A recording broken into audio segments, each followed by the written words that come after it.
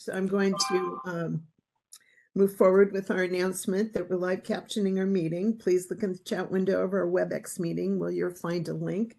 Please click on that link to open a web page with the live captioning for those of you who wish to.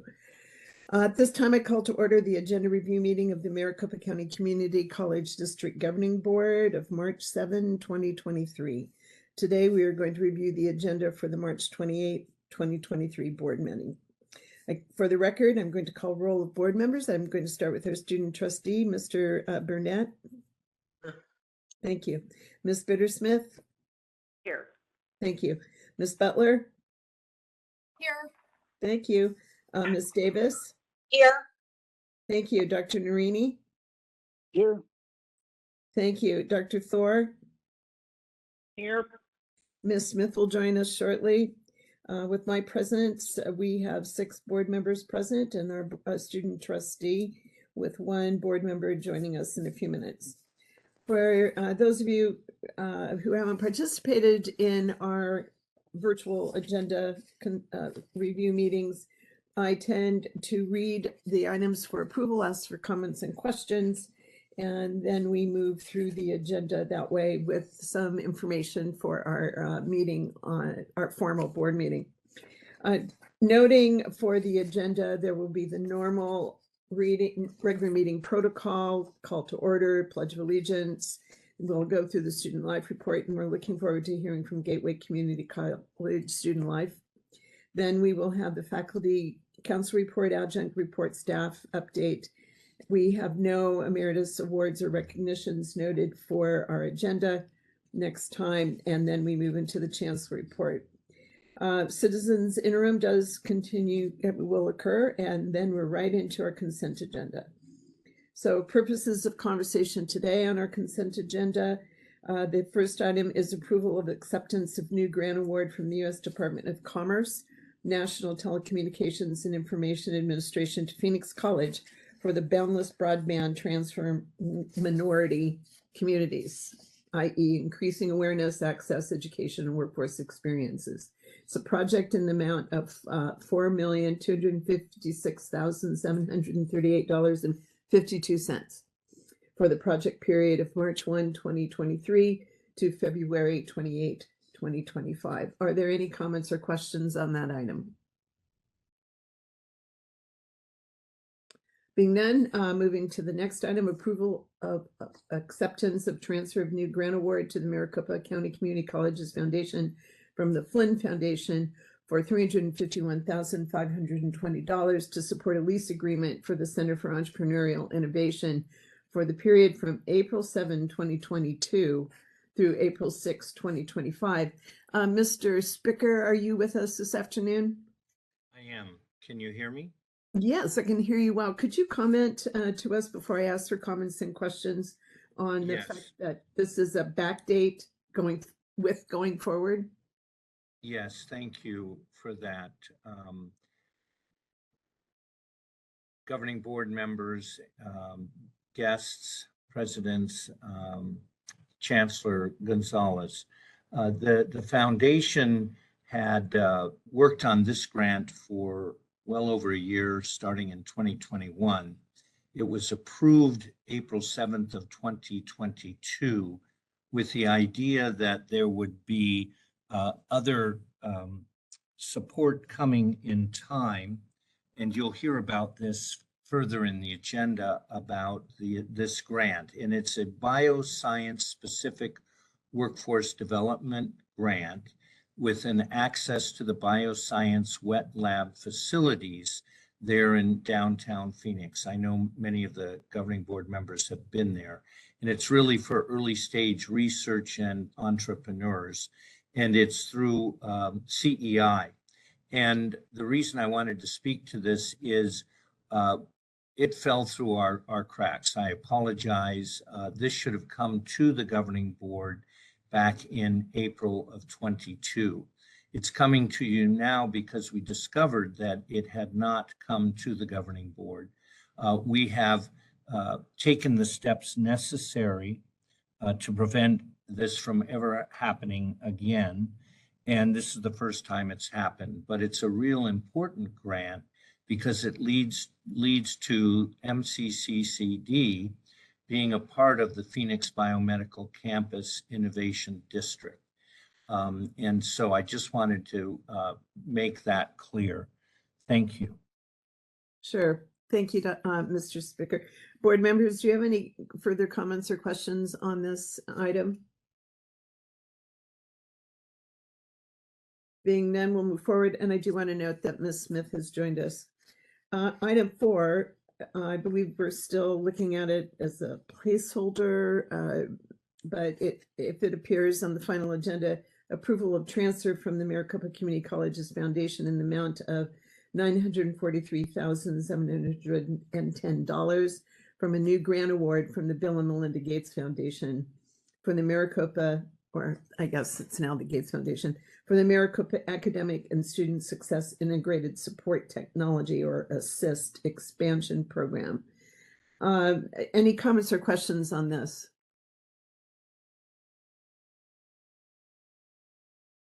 Thank you.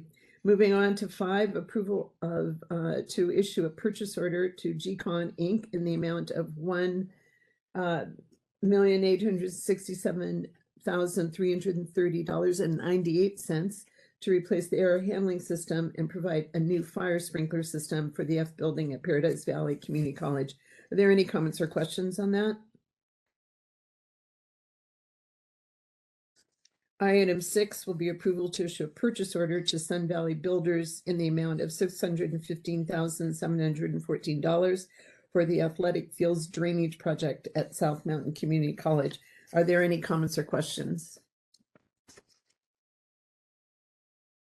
Item 7 is approval to issue a purchase order to Cayente Construction in the amount of $381,634.13 for the amphitheater improvement and renovation project at Gateway Community College. Are there any comments or questions? Item 8, approval of district marketing's purchase with Outfront Media for a light rail wrap totaling $44,000.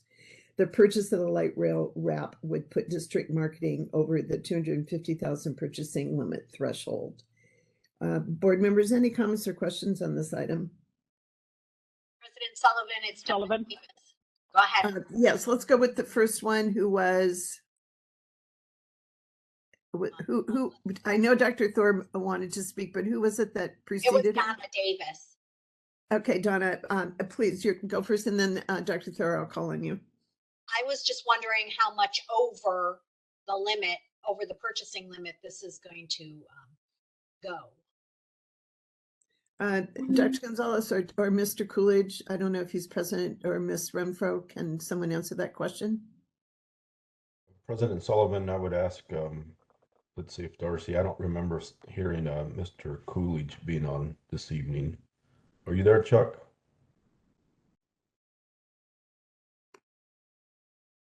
No. Darcy? Yep. Board members of the board, this is Darcy Renfro, Vice President or Vice Chancellor for External Relations. I don't know how much over the 250. I would need to find that out. Mrs. Davis, it collectively, what this means is that we've spent over the course of several campaigns more than $250,000 on this particular vendor for this purpose. The specific amount of $44,000 is for the bachelor's campaign, but I will need to get back to you on the total dollar amount spent. Well, Go ahead. I love the light rail wrap. I think that's great. But you know, we just had a presentation about the budget, and so I'm wondering how this is going to impact our finances when it goes over this amount.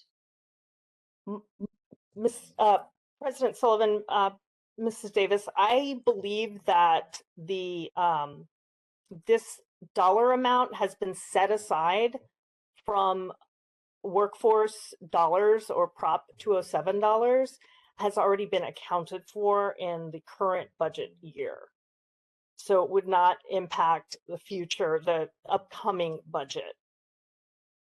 Okay. Yeah. That's all I needed to know. Thank you. Mrs. Renfro and maybe Ms. Granillo's on. I believe we allocated a couple years ago a chunk of change amounting to an excess of $500,000 to be spread over. So is this just saying that again, you've gone over the planned budget limit for Outfront Media, but not the overall marketing budget? Is that what, I think it falls in line with that? Is that a correct statement, or am I wrong on that too? President Sullivan, I believe that is correct. We've not gone over the total budget. This is just for this one vendor, puts us at a dollar amount that requires board approval. I understand. Dr. Thor, you had a question? Yes, I may have missed it in the materials, but I didn't see what the length of time these trains will be wrapped. It is not in the materials, and I will need to get back to you on that. And I apologize, I don't have answers to these questions. Okay, So thank you. it says an 8-week campaign. Yeah, there we go. Yep. So I believe It's what, an eight week? 8 weeks. Yes. Okay. And we have spent other money with Outfront Media. But this is for the purpose of the light rail wrap only. And again, as I understood it, the entire marketing budget can accommodate this, but because we're going over the limit for this one piece, it needed to come to us for approval. Yes, But we're that's all but we're that's staying with in the overarching marketing budget. correct.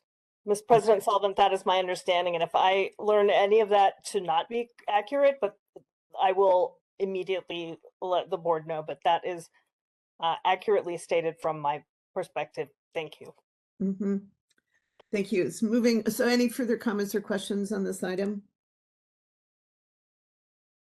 Moving on then to item 9, approval of Pasquiyaki intergovernmental agreement with Maricopa Community College District for the purposes of providing the tribe with educational services related to the tribe's education to employment initiative through December 31, 2027.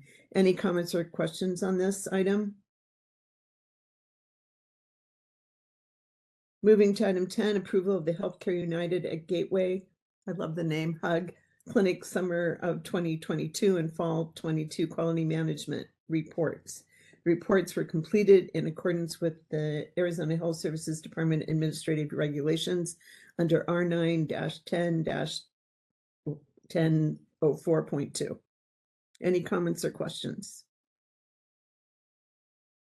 Item 11, approval to authorize the lease of classroom and study space at Rio Salado College Community, County University location to LG Energy Solution for 1 year, beginning June 1, 2023, with 2 6-month options to extend. Are there any comments or questions on item 11?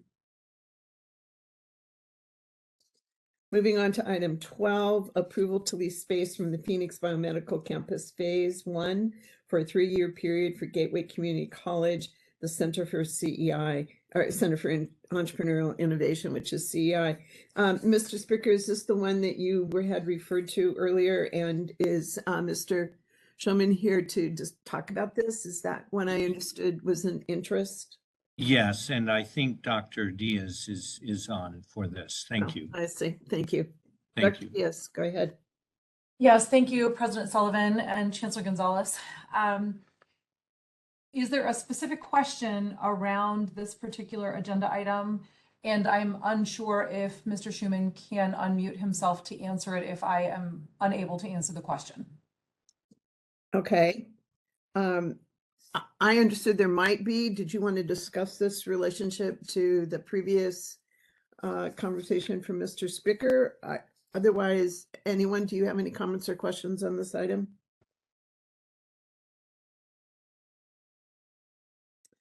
So you're good to go there. Okay. I don't hear any comments or questions from anyone. So thank you. And again, noting that it's related to the previous item tied to the funding for CEI. Moving then on to item 13, approval of curriculum courses. We have 1 deletion and 5 new. We have occupational programs. Of those, we have 3 modifications and 3 deletions. And academic programs, we have 1 deletion. Do we have any comments or questions on this? Okay, so that is the consent agenda. On the 28th, we will have 1 non-consent action item, right? And that was, as of now, that's the second reading approval of proposed Maricopa Community College's strategic plan effective July 1, 2023. Ms. Hernandez and Ms. Are you having any progress on vision?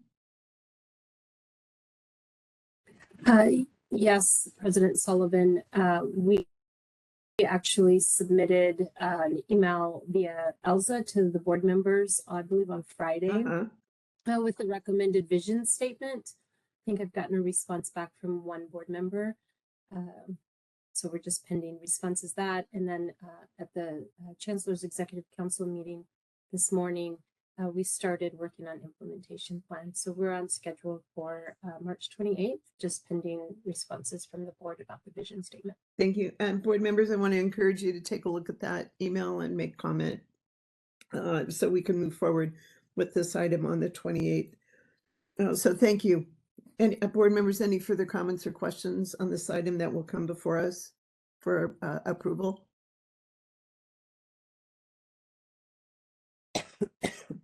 Okay, being none, we'll then move down to a first read, excuse me, for the proposed 23-24 residential faculty agreement effective July 1, 2023.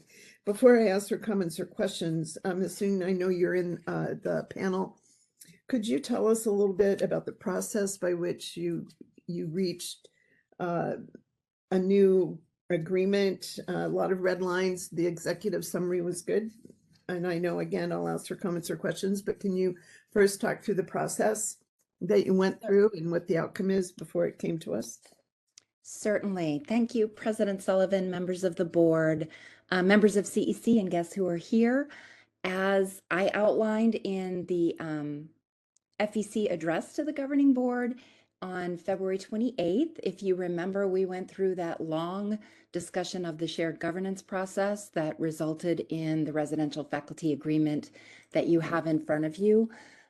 We had the RFACT team, the Residential Faculty Administration Collaboration Team, start their work in August, and with the recommendations of the 25 Load Task Force, they continued to work to refine the draft of the residential faculty agreement that included extensive opportunities or multiple opportunities for feedback and comment on the drafts. There were multiple drafts that happened for this residential faculty agreement from November through February, the end of February, until we reached the proposed draft that you have in front of you, the redlined version. That went to the Faculty Executive Council, that is the senior council, the faculty representation of faculty in Maricopa. Yesterday, March 6th at 3 o'clock, we had a roll call vote and we had unanimous ratification by the Faculty Executive Council, 24-0, to move forward with this proposed residential faculty agreement. That is how it ends up on your desks for a first read tonight. Thank you very much, Ms. Newton. So board members, with that background and knowing the unanimous approval of what was presented to the faculty, do you have any comments or questions? President Sullivan, it's Donna Davis again. Yes, Ms. Davis. It's probably because I'm so new, but it looked to me like in the packet there were two different agreements. There was one that was about 140 pages long, and then there was another one that was about 125 pages long. Are they two different things, or am I making this up? I'm going to go to Elsa on that one. I saw the one in my final packet, so maybe I missed something. So the fact group always provides you with the red line version so you can see what was changed from the previous agreement. And then the other one that doesn't have any of the red on it is how it would be with the board approving all of the redlining that's happened. Oh, okay. I got it now. Thank you. You're welcome. Okay. Any other comments or questions? With that, then we'll have a first read of the document, and on July 1, excuse me, next time, March 28th for approval. Thank you. Okay, then on the agenda, we would move to the employment and separation agreement, January 21, 23 to February 17, 2023. Any comments or questions on that item? We'll receive a budget and analysis report on Fund 1 for general unrestricted fund for the 5 months ending February 28, 2023. Are there any comments or questions on that item? Being none, as usual, we'll have governing board reports, and we look forward to the next meetings. There is a pending board retreat scheduled for the 7th, but that's been brought to my attention. For some people, that is a holy day. And so I know this is on our calendars, and we'll be considering what options we have and what there is for us to discuss. And if not, we'll just move until the next scheduled board retreat. But stay tuned for a little more information on that. As you note, on April 11th, there'll be another work session and agenda review. And then we'll have the regular board meeting on April 25. So, and we'll have at that time first read budget. At our next agenda, excuse me, at our next meeting, we will have a budget update from Ms. Granillo, March 28th. So that's forthcoming. Any comments or questions from board members for this evening? Boy, everyone's pretty silent tonight. I know there's a lot going on this afternoon. There's the Phoenix Choir, or there's a choir recital over at Phoenix College. There's been some memorial services. There's art, everything going on at the end of the semester has started. And so a lot of activity. So to all of you, may you have a nice evening. Enjoy the opportunities that are being presented by our community college students and community colleges. And I'll talk to everyone on March 28th. But in the meantime, for those of you who have opportunities to enjoy spring break, please do. Stay safe, rest, relax, and get ready for the last push of the semester, which is huge. Dr. Gonzalez, do you have any comment for the good of the order this evening? Yes, I would just like to wish everybody the same as we prepare to go into spring break. Many of us will also be attending the League for Innovation conference that takes place this weekend. And for some of us, it starts as early as Wednesday, depending on your participation in terms of being a board member or board rep. And I mean League for Innovation board on that. The other thing is that yesterday we opened up early registration and we made the bachelor's degrees available to the world here in Maricopa. And I'm pleased to report that as of 2 o'clock this afternoon, we had nearly 30 students that have registered for one of our bachelor's degrees. So wow. I think that's something to celebrate, and we're pretty happy and ecstatic about that. And we're just looking for that number to continue to increase. And as promised, we will be providing a weekly update on what the enrollment looks like for our bachelor's degrees, hopefully starting as early as this Friday.